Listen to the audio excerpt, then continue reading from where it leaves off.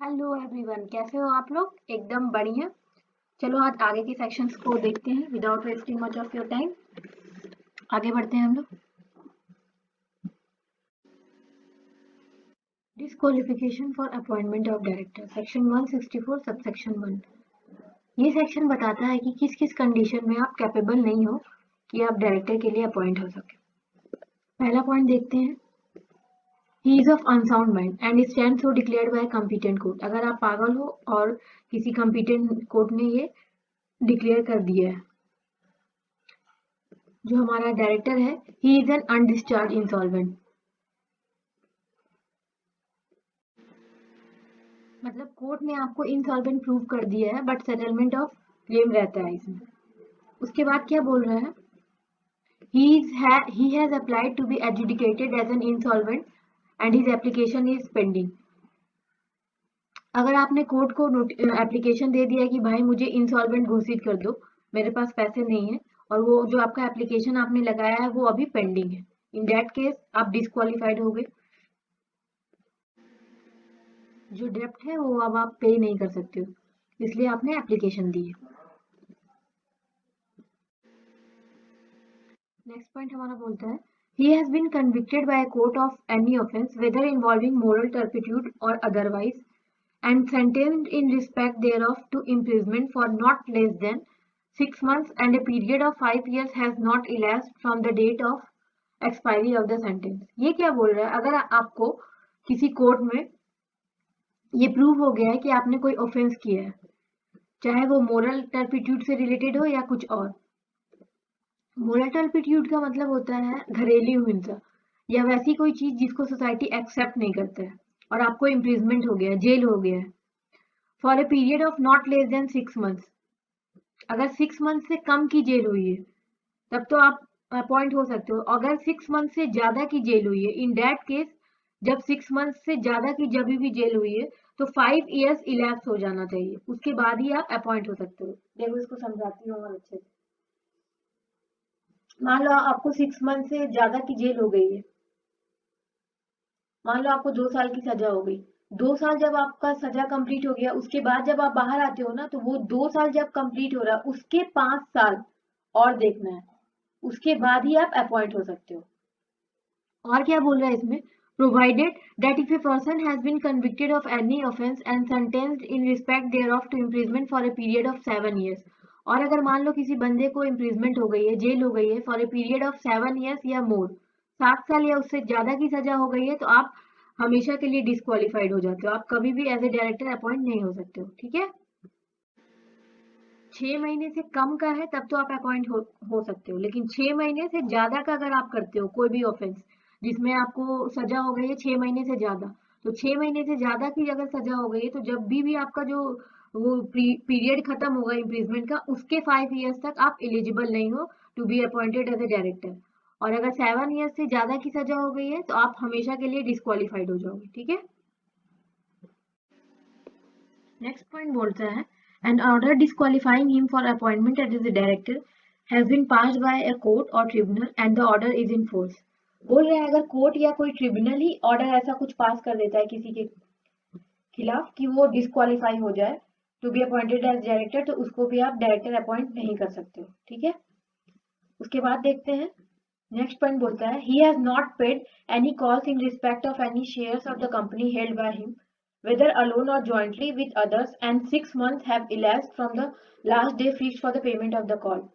अगर आपने शेयर्स लिया था और उसके पैसे नहीं दिए और 6 मंथ से ज्यादा का पीरियड चला गया है, इन दैट केस भी आप डिस्क्वालीफाई हो जाते हो to be appointed as director.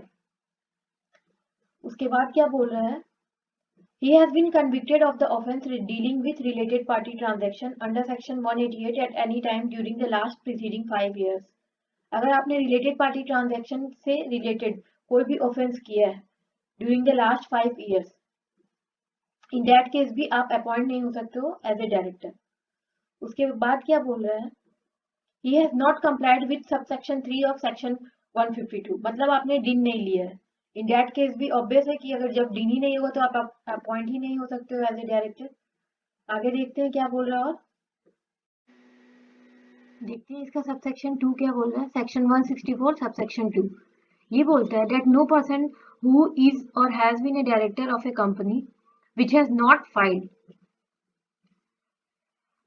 filed financial statement or annual return for a continuous period of 3 financial year, अगर किसी ने जो डायरेक्टर है, ठीक है, फिनेंशियल स्टेटमेंट या एनुअल रिटर्न नहीं फाइल किया है कितने समय तक, for a continuous period of 3 financial year, या फिर he has failed to repay the deposit accepted by it, अगर उसने कुछ डिपॉजिट एक्सेप्ट किया था उसका रिपेमेंट नहीं किया है, और पे इंटरेस्ट देयर ऑन, और पेमेंट जो इंटरेस्ट का करना था वो नहीं किया है, और redeem any debentures on the due date, debenture जब रिडीम करना था जो डेट था उस समय रिडीम नहीं किया है, और pay interest due there on, और जो इंटरेस्ट था उसको भी पे नहीं किया है, और पे एनी डिविडेंड डिक्लेयर्ड, जो डिविडेंड डिक्लेयर हो चुका था कंपनी के द्वारा उसको पेमेंट नहीं किया है, एंड सच फेलियर टू पे और रिडीम कंटिन्यूज फॉर 1 year और मोर, और ये सारी बातें 1 year से ज्यादा तक कंटिन्यू रहती हैं, इन that case he or she shall be eligible to be reappointed as the director of that company or appointed in another company for a period of 5 years from the date on which such company fails to do so. इसका मतलब है कि अगर आपने इन दोनों में से कोई भी क्राइटेरिया फुलफिल की है तो आप डिस्क्वालीफाई हो जाओगे for a period of 5 years, ठीक है, 5 years तक के लिए आप क्वालिफाइड नहीं हो कि आप अपॉइंट हो सको एज ए डायरेक्टर, ठीक है। आगे बढ़ते हैं। अब आगे बोल रहा है provided that where a person is appointed as a director of a company which is in default of clause A or clause B, he shall not incur the disqualification for a period of 6 months from date of his appointment. अब क्या बोल रहा है, अब company ने financial statement annual return नहीं file करी, deposit नहीं दिया, रिडीम नहीं किया अपना डिबेंचर्स, डिविडेंड नहीं दिया, तो जो डायरेक्टर अभी नया नया आया है उसको 6 months हुए ही है, उसको क्या ही पता होगा कि क्या पीछे हुआ है क्या नहीं हुआ है, तो जिसका पीरियड ऑफ 6 months हुआ है ना अपॉइंटमेंट का उसको आप डिस्क्वालीफाई नहीं कर सकते हो इन सारे केसेस में, ठीक है। यहाँ पे एक बात बोली गई है कि a private company may bye it's article provide for any disqualification for appointment as a director in addition to those specified in subsection 1 and 2. Subsection 1 और 2 में जो बातें लिखी हुई हैं उसके अंडर में तो आप किसी को डिस्क्वालीफाई कर ही सकते हो फॉर अपॉइंटमेंट एज डायरेक्टर। उसके अलावा अगर कंपनी के आर्टिकल्स में कुछ कंडीशन लिखा हुआ है उसके अंडर भी आप किसी को डिस्क्वालीफाई कर सकते हो। जैसे मान लो कंडीशन दिया हुआ आर्टिकल में कि आपकी कंपनी में पूरे साल भर में 5 मीटिंग होना है और पांचों के 5 मीटिंग में डायरेक्टर को प्रेजेंट होना है और आप नहीं प्रेजेंट हुए, इन दैट केस भी आप डिस्क्वालीफाई हो जाओगे क्योंकि आर्टिकल्स में जो बातें लिखी हुई थी वो आपने नहीं मानी, ठीक है। Vacation of office by director section 167, ये सेक्शन क्या बोलता है कि किस किस कंडीशन में जो डायरेक्टर है वो ऑफिस को वैकेट कर देगा, मतलब ऑफिस को छोड़ देगा या ऑफिस से उसको निकाल दिया जाएगा, ठीक है। यहाँ वैकेशन का मतलब वो छुट्टी हॉलीडे मनाने वाला वैकेशन नहीं है, ठीक है। देखते हैं क्या क्या पॉइंट्स है। If he incurs any of the disqualification specified in section 164, जो अभी हम लोगों ने पढ़ा सेक्शन 164 सब सेक्शन 1 के एक भी क्राइटेरिया को अगर आप टच करते हो इन दैट केस आपको वैकेट कर दिया जाएगा। अगर, और उसके बाद क्या बोल रहे हैं, where he incurs disqualification under subsection 2 of section 164, the office of the director shall become vacant in all the companies other than the company which is in default under that subsection। देखो इसको अच्छे से समझो क्या बोल रहा है ये। सेक्शन 165 में हमने पढ़ा था कि एक बंदा कम से कम 20 कंपनी में डायरेक्टर हो सकता है। अगर आपने सेक्शन 164 सबसेक्शन 2 को टच किया है, इसके क्राइटेरिया को टच किया है, इन दैट केस उस 20 कंपनी में 19 के 19 कंपनी से तो आपको निकाल दिया जाएगा, लेकिन जिस कंपनी में आपने ये किया है ये वाला चीज, ठीक है, उस कंपनी में आपको डायरेक्टर कंटिन्यू रखा जाएगा। क्यों रखा जाएगा? क्योंकि आपने गलती की, आपने एनुअल रिटर्न या फिर पेमेंट में कुछ डिफॉल्ट किया है तो आपको वो सही करना होगा, ठीक है। जैसे कि मान लो आप किचन में जाते हो, किचन में आपने मैगी बनाया पूरा किचन को मिक्स करके रख दिया, इधर प्याज काट के इधर टमाटर काट के और लेके अपना खा के चले गए, तो वो क्या है, वो तो आपके लिए कोई पनिशमेंट नहीं हुई। मम्मी आई उसके बाद आपको बोलती है आपने जितना गंदगी फैलाई है ना उसको साफ करो। तो उसी तरह अगर कोई डायरेक्टर इस क्राइटेरिया को टच करता है इन दैट केस सारी कंपनी से तो उसको हटा दिया जाएगा, लेकिन जिस कंपनी में उसने ये वाला सेक्शन को टच किया है उस कंपनी में उसको जब तक वो सही नहीं करता है तब तक उसको वो सही करने तक उसको वहां पे रहना होगा। रहने का मतलब क्या है, उसको एज ए पनिशमेंट वहां रखा जाएगा कि जो गलती आपने की है उसको आप सही करो। ठीक है। पॉइंट बी क्या बोलता है, he absent himself from all the meetings of the BOD held during a period of 12 months। 12 months में जितनी भी मीटिंग हुई है उस सारे मीटिंग में आप एब्सेंट हो, इन दैट केस भी आप वैकेट हो जाओगे। उसके बाद क्या बोल रहा है next point, he acts in contravention of the provision of section 184 relating to entering into contracts or arrangement in which he is directly or indirectly interested। अब क्या बोल रहा है ये, सेक्शन 194 का अगर आपने कंट्रावेन किया, ठीक है, मतलब इंटरेस्टेड डायरेक्टर वो वाले सेक्शन का कंट्रावेन किया तो आप डिस्क्वालीफाई हो जाओगे। उसके बाद क्या बोल रहा है, he fails to disclose his interest in any contract or arrangement in which he is directly or indirectly interested in contravention of the provision of section 184। अगर आपका इंटरेस्ट था, ठीक है, कॉन्ट्रैक्ट में, उसको भी अगर आप डिस्क्लोज नहीं करते हो एज पर सेक्शन 184 तो भी आप डिस्क्वालीफाई हो जाओगे। उसके बाद बोल रहा है he becomes disqualified by an order of a court or tribunal। अगर कोर्ट या ट्रिब्यूनल ने कोई ऑर्डर पास कर दिया कि भाई ये डिस्क्वालीफाई है तब तो क्या ही बात है, आप डिस्क्वालीफाई ही हो जाओगे। नेक्स्ट पॉइंट बोलते हैं हमारा, he is convicted by a court of any offense whether involving moral turpitude or otherwise and sentenced in respect thereof to imprisonment for not less than 6 months। अगर मोरल टर्पिट्यूड या कुछ related cases में आप offence में court ने आपको convict किया है और आपको इम्प्रिजमेंट हुई है for a period of not less than 6 months, उस केस में क्या बोल रहा है, प्रोवाइडेड, इन दोनों में EF, provided that the office shall not be vacated bye the director. Director को ऑफिस वैकेट नहीं करना होगा, कब तक नहीं करना होगा, for a period of 30 days. 30 days तक आप ऑफिस में रह सकते हो। उसके बाद क्या बोल रहा है, उसके नेक्स्ट पॉइंट बोल रहा है, वेयर एन अपील और petition preferred with in 30 days as aforesaid against the conviction resulting in sentence or order until expiry of 7 days from the date on which such appeal or petition is disposed of। ये क्या बोल रहा है,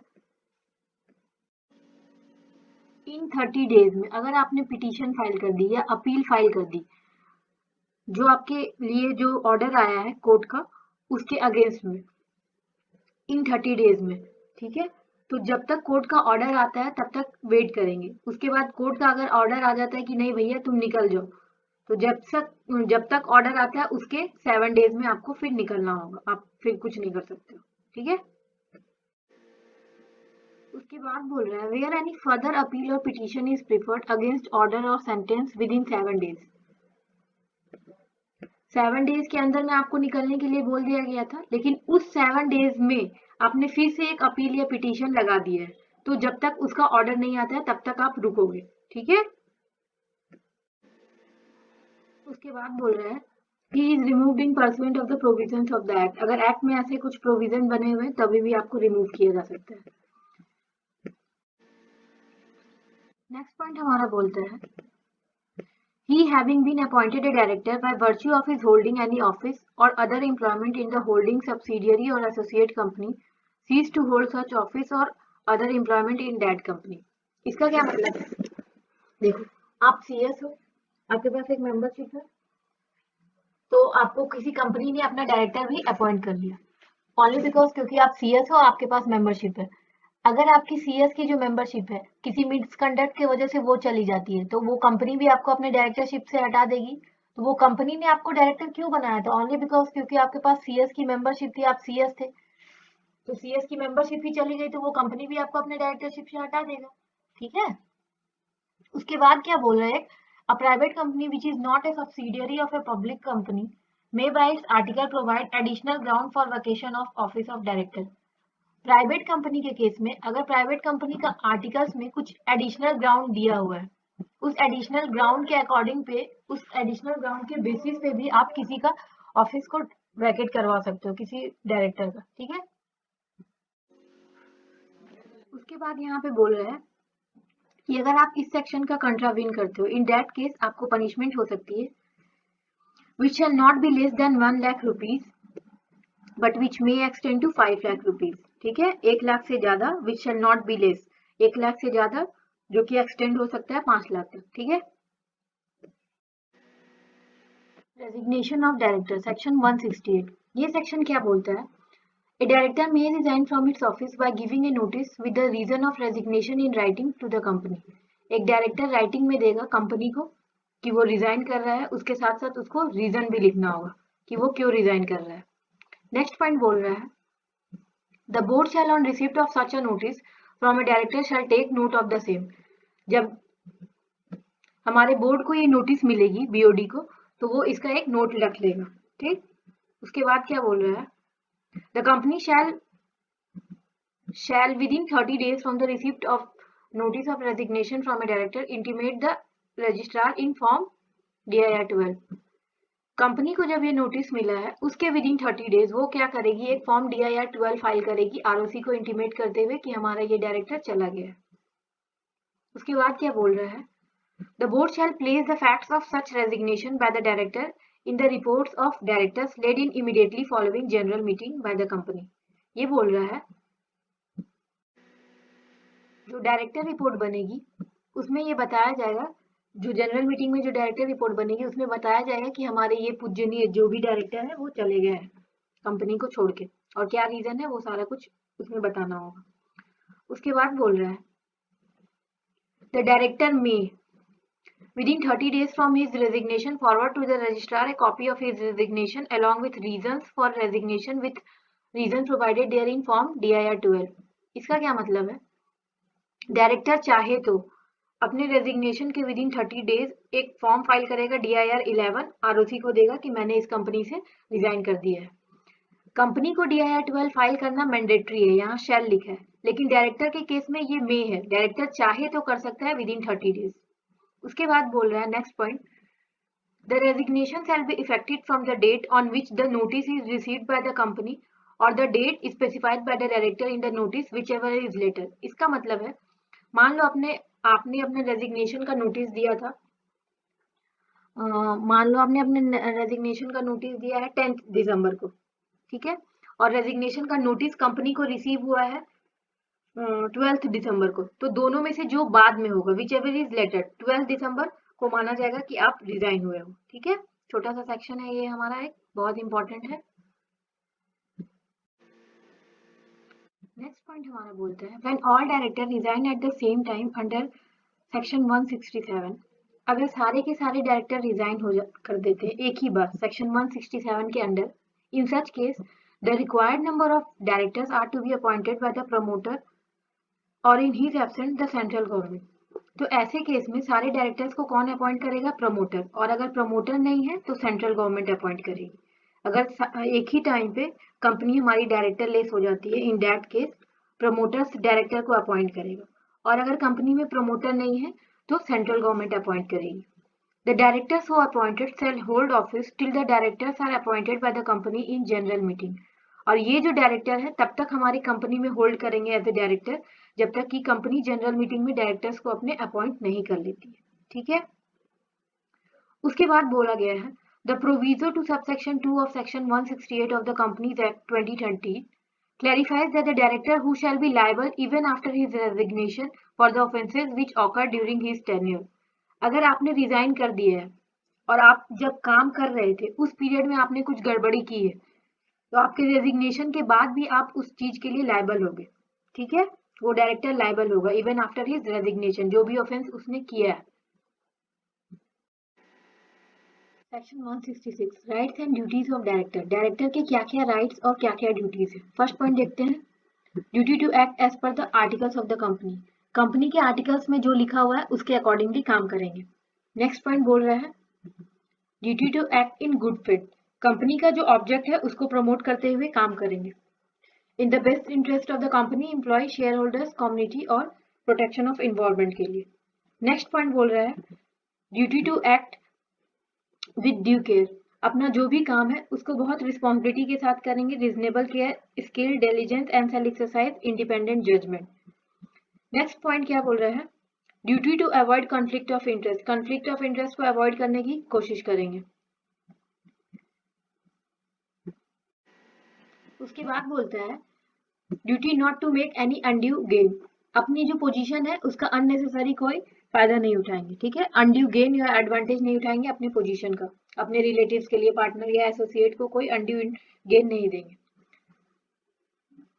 duty not to assign his office, अपने behalf में किसी other को अपना ऑफिस असाइन नहीं कर सकते हैं, ठीक है। उसके बाद अगर आप ये जो राइट्स एंड ड्यूटीज है उसका कंट्रावेंशन करते हो, इन दैट केस आपको पेनल्टी हो सकती है। कितने की पेनल्टी हो सकती है? If a director of the company contravenes the provision of this section, such director shall be punishable with a fine which shall not be less than 1 lakh rupees but which may extend to 5 lakh rupees। 1 lakh से कम की नहीं होगी, 1 लाख से ज्यादा की हो सकती है फाइन और एक्सटेंड हो सकता है 5 लाख रुपीज तक, ठीक है। अगर वीडियो अच्छा लगा तो लाइक शेयर सब्सक्राइब जरूर कर दीजिएगा। Thank you, keep supporting.